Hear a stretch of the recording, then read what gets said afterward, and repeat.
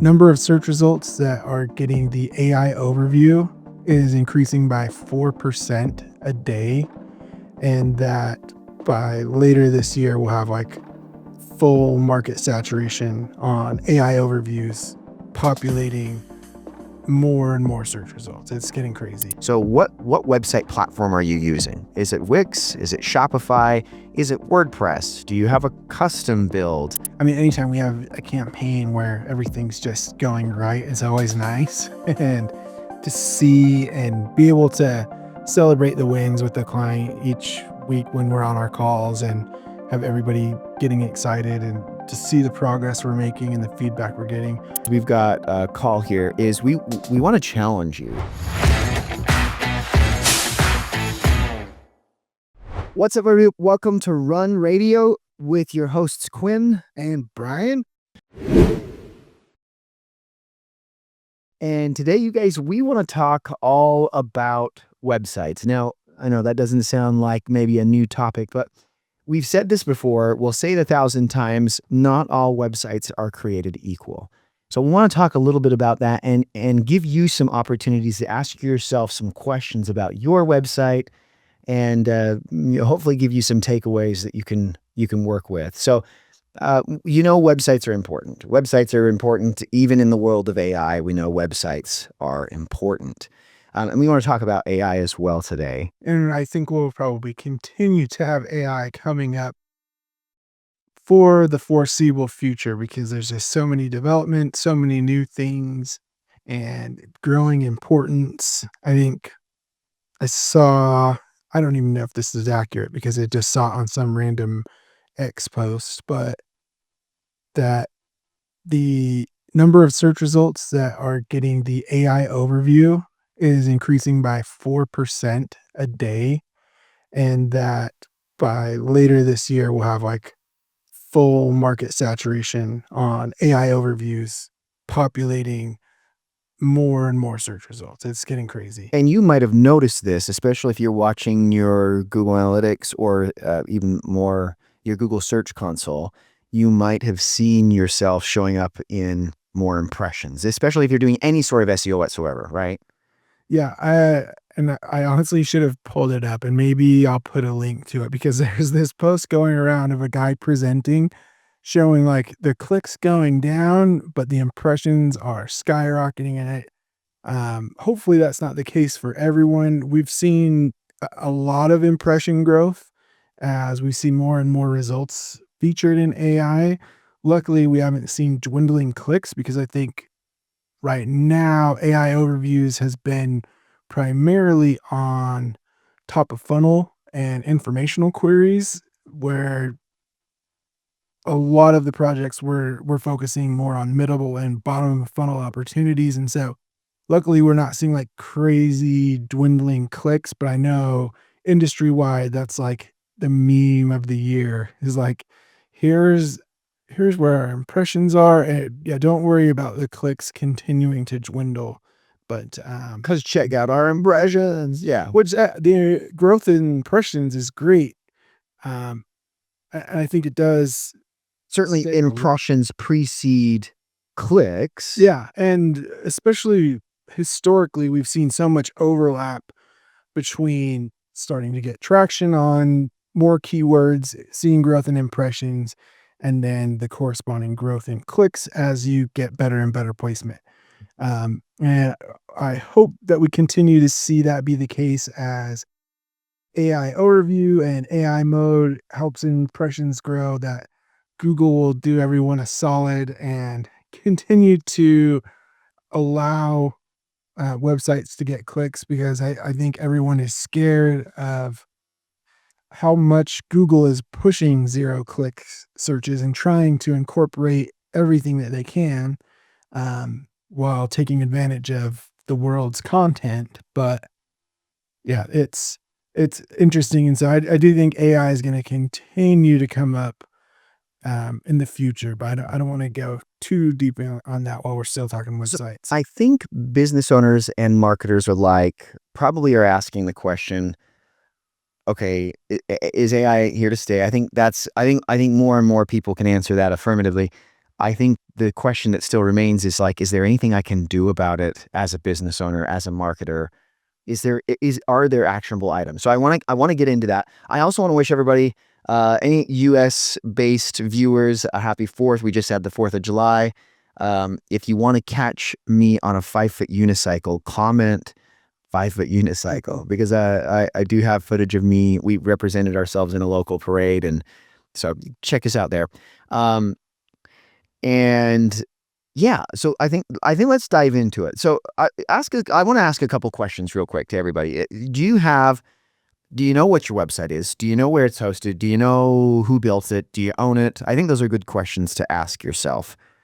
If you feel uncomfortable with those questions, this is going to be a great video for you, and it probably is indicative of you needing to take control, because your business is your baby. And if you're a marketer, you need to have these questions answered for sure. So ask those questions.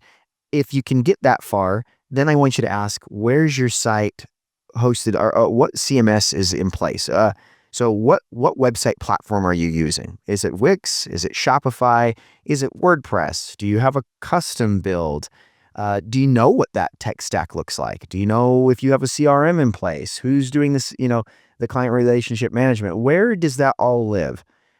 If you can't answer those questions as a business owner or as a marketer, you've got gaps, and you've got to get those gaps shored up, because that's gonna play a lot into what we're about to talk about.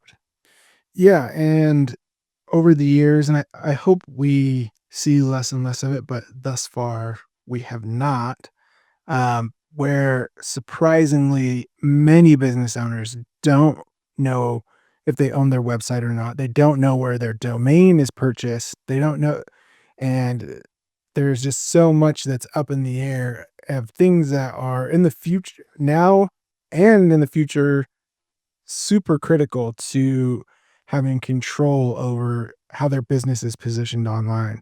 And so I love that you bring those up, because those are kind of foundational, and we have our position on them, which is you should own and control all of that. Especially if you don't want to get stuck with the bill, if you're trying to make changes, if you don't want to lose your website because you don't know where the domain's registered. I mean, some of these foundational things are super important. And so, yeah, I think that's a great list of, hey, where are you with your website, and is it important to your business? Because if it's not now, it's going to be in the future. Yeah, it's only I think it's safe to say a website is only going to be increasingly more valuable over the course of the next, decade even, right? So we found a video. We want to react to it. We don't know this guy from Adam. Looks like he's got a ton of views. I imagine he's got some good insight, but we do notice that he talks about website builders, and there's a lot of questions here, like, where should I build my website? I'm going to build my own website. What builder is best? And so I want to pull it up real quick and let this be kind of a guide to us. And in this video, I'm going to go over each of them and tell you exactly which one is the best choice for you. I've even created complete beginner tutorials for every website builder mentioned in this video. So once you've decided which one is right for you, you can use these tutorials to create your website step by step. Be clear, we see many website builders over the years, and even today. I mean, you can get a website built virtually anywhere. A lot of even CMS software, you can build websites right there, right? You can build websites with hosts. I know you can do GoDaddy sites, and You can have AI pump you out a website on GoDaddy in just a few minutes. There's increasingly growing number of options for sure. so I would say it's probably safe to say that there are a lot of pros and cons across the internet of websites. And maybe something to note here is, despite the pros and cons, we have to think about longevity, and we have to think about ownership, and we have to think about future proofing, right? So in a perfect world, you'd be a full stack developer. You'd have a team of developers. You'd be able to build anything and everything you want. It would all be hosted in your own servers. You'd have control of everything. Now, that's not always available for everybody, especially small businesses. And so what we start to see is people kind of bringing websites to the people, right? You got WYSIWYGs, you got what you see, what you get, but they're not all created equal. So let's talk about this real quick. I do want to hear his conclusion. I don't necessarily think we need to go through his old video, but I think it would be valuable to listen to his conclusion, and then we can go from there. So check this out, you guys. So which one of these website builders is the best choice for you? Each platform has its unique benefits, so it's important to consider your specific needs before making a final decision. If you're looking for an all-in-one platform with plenty of templates and great flexibility in design and features, Wix is a great choice for you. Squarespace is a great option if you want a platform that has a good balance between ease of use and flexibility, and offers a good amount of beautiful and artistic templates. If you're a professional web designer or someone who values complete design freedom to create something truly unique, you should probably check out Webflow. For an e-commerce website where the main focus is selling products, Shopify is the best place to be. If you need an easy-to-use and very affordable tool to create simple websites, check out the Hostinger website builder. And if you want full control and ownership of your website with endless possibilities for the future, WordPress is probably the way to go. And if you don't have any money to spend on setting up your And I think this is really, and I'll leave this up for a second here. That's probably a pretty good synopsis of the websites. Yeah. The website builders. Yeah, I know Webflow in particular, if you're wanting to do anything with data, like programmatic SEO and use some data sources, that they've made it very easy to pull in data sources and do programmatic SEO. I don't love Squarespace. There's little things that, at least when we're trying to do ad campaigns or call tracking, there's just these little nuances about like where in the website you can add custom code. So there's just small little details, but for the most part, yes, I do agree with him. Um,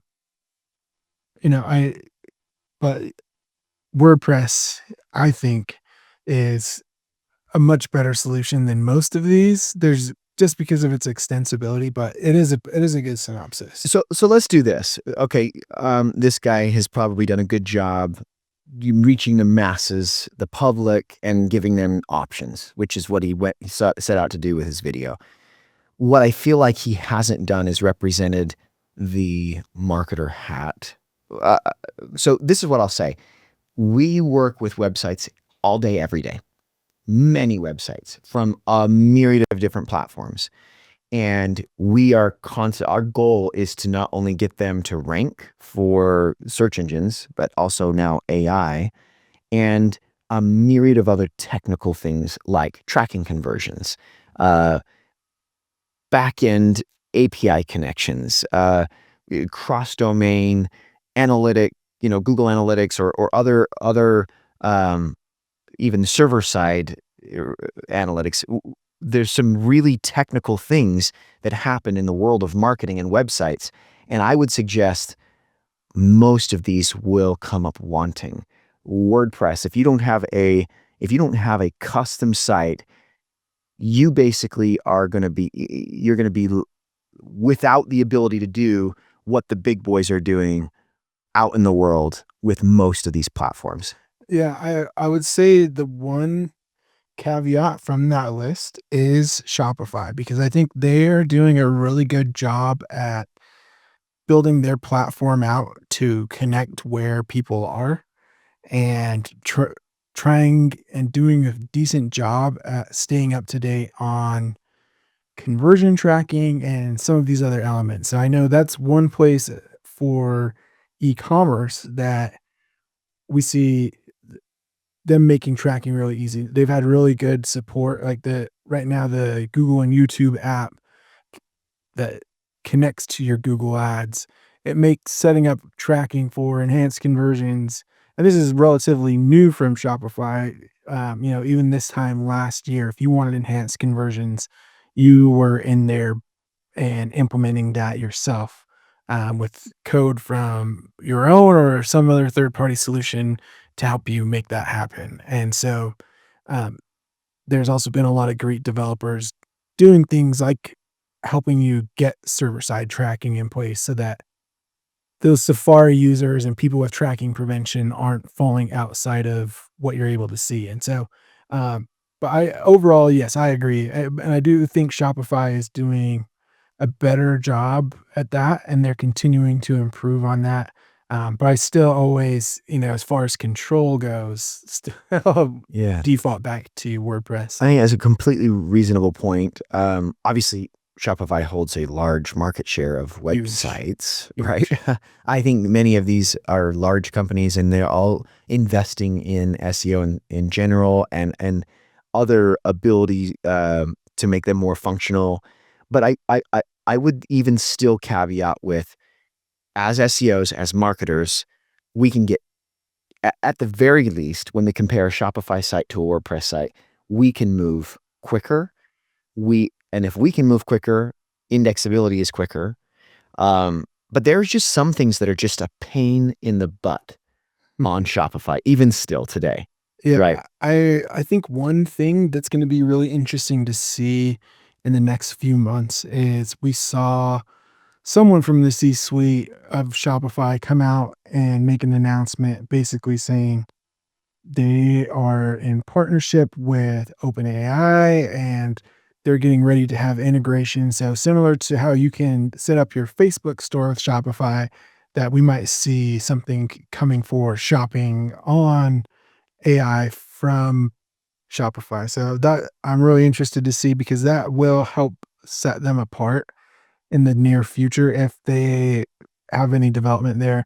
Um, and hopefully we see our other favorite platforms stand a chance or have some type of way to integrate as well and not get the cold shoulder and just let Shopify run away with it. But I thought that was really forward thinking of them, and their whole motto right now is they want to help people be where shoppers are. And so to already have something in place to help integrate shopping directly in with OpenAI, I thought that was really cool. Yeah.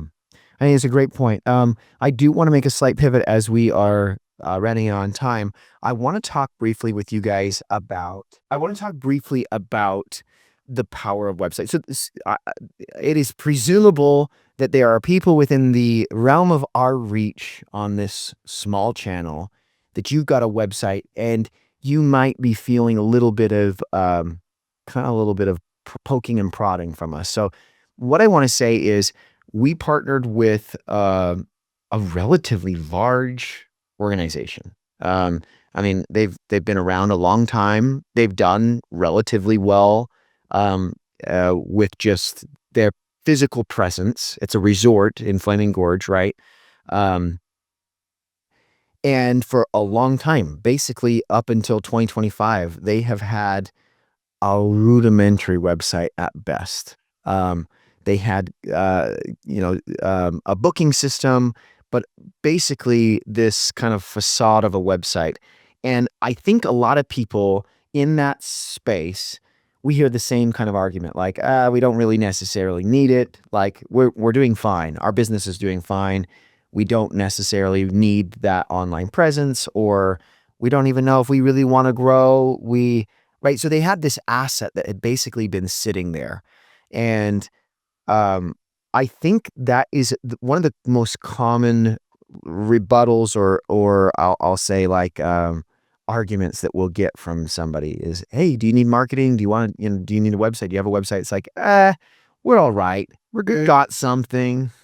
And we get so passionate to tell people like, this is an asset that is both going to help grow the value of your business from a longevity standpoint, as you're trying to create, whether that's generational wealth or you want to pass it on, or you just want something that's going to sustain you through retirement, or most common, exit strategy. You need to grow assets just like a brick and mortar or book of business, right? You've got to have assets that generate value for your web or for your business. And yeah, basically this asset had gone so long underutilized. Definitely underutilized. And so let me actually show you guys here. And I know we didn't get it prepped to show on this call, but I would almost love to also, if we could, pull up the search console and just look at like, okay, here's before and after, and here's the last 3 months, year over year, and what kind of impact utilizing that website just from an organic standpoint only has had. So let's pull it up, and I'll kind of give you a little bit of context here that you might be feeling, you might be resonating with, right? So I mean, it's not, it's not. There's something there. Yeah. There's copy there. There's a button. There's information. There's some links, and we actually preloaded some of those links, and they've got copy, and there's information people can read and they can do something, right? But ultimately, I would say this is representative of a lot of conversations that we have with people. It's like, we're all right. we've got a website. And the reality is once we made even just a handful of changes on, let's just say 20 plus pages, right? Including obviously some user functionality like video and keeping people on pages and better organization of content and real photos, and of course then the SEO optimizations of both load speed and core web vitals and internal linking structure, and then optimizing the content itself for keyword usage and making sure that we had comprehensive and unique content across the site. Just some really basic SEO stuff. We're not even talking some of the technical stuff. Almost immediately we see just massive changes in what they can rank for, how often they're showing up, their basic organic visibility online. Yeah, it's been really pleasing to see. I mean, anytime we have a campaign where everything's just going right, it's always nice. And to see and be able to celebrate the wins with the client each week when we're on our calls and have everybody getting excited and to see the progress we're making and the feedback we're getting. But they were obviously primed for this change, and so, uh, yeah, I think this is one place where it's just a really easy picture to paint of like, underutilize this asset in it's 2025, Right. and we're seeing the world change in front of our eyes big time. And so you need to not just catch up, but you're not just getting left behind. Things are changing and you've got to utilize your website. So if you find yourself saying to yourself or to other people, yeah, we've got a website, it's not necessarily the bee's knees, but it does us okay, we'd invite you to reconsider. Think about what it could be. Because if you just did some of these very rudimentary things, now that's just the start, right? Now we start talking about custom conversions and getting ads in place and having tracking for phone calls and chat widgets and all the things that a website can do. And you can imagine now the value that can bring to inbound demand generation. So people that want what you offer, it's vast. It's like so big. And then you start compounding that with other marketing channels and you've got a business. But I want to use this as a final segue into what you got prepared for AI. So yeah, okay, you've got a website. You're showing up in search engines. What does that look like now for brands? What does that look like for businesses that are trying to optimize for AI? Yeah. So one of the interesting things that has been happening over the last few years is we see more and more businesses trying to adopt a keyword rich business name. So there's a famous picture that's all over the web of a dentist that's called Dentist Near Me. Yeah. Because having that keyword rich business name really had an impact on maps results. And one of the things that we've been seeing is those keyword rich business names while they've historically done well in maps and for especially for local SEO, they are struggling with LLMs because it's not a easily identifiable brand. And so it's got overlap with what everyone else in the world is saying about that particular keyword. And it's hard for that entity to really be recognized by AI. And so that's something that I think was a little bit unexpected. That something that we've seen people doing it still, and there's still value in it, of even going and registering a DBA so that they can get their business profile to show up for a name that includes their primary service or their keyword. For example, Um, so just a quick example, one that I can think of off the top of my head is um, there was a ketamine therapy clinic in Salt Lake, and they had just had a very uh, Soundful Mind or something like that business name, and they went and kind of brand oriented. Yes. Yeah. And they had gone and done a DBA and to include ketamine in their business name, and they saw overnight change in their local SEO. Yeah.